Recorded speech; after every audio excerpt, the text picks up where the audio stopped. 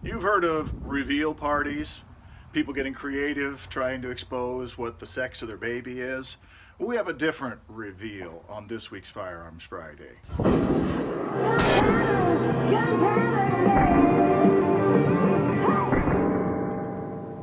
David, the Marine, Let me see your war face. You got a war face? cut the tension with a knife.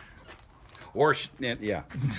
This is a Smith & Wesson, one of the most popular Smith & Wessons they've made as far as handguns go. And it might surprise most people to discover that it is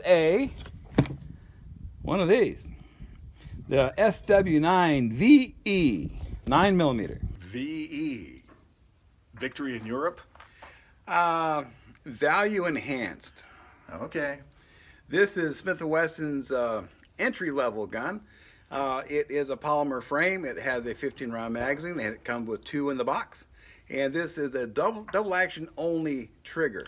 Okay. It predates the M&P series. It does. This is their value enhanced line is their entry level. And when they first came out, they're line $250, $300, which was cheaper than anything else they had.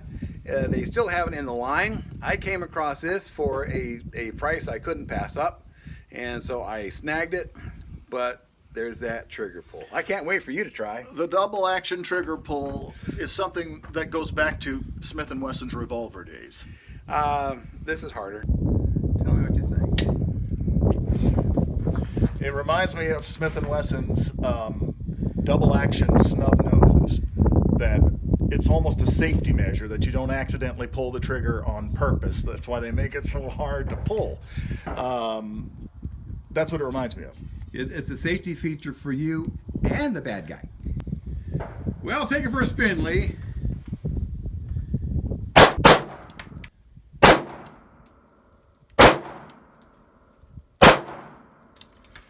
That takes getting used to, but I'm not going to say you can't get used to it. The other thing that bothers me is the trigger reset. It takes a long time to reset, so then you got to almost start all over again each time. I don't know what you're bitching about, actually. Well, I've not shot this yet myself. I'm kind of curious how the trigger is going to affect me, but we'll pick up the pace a little bit.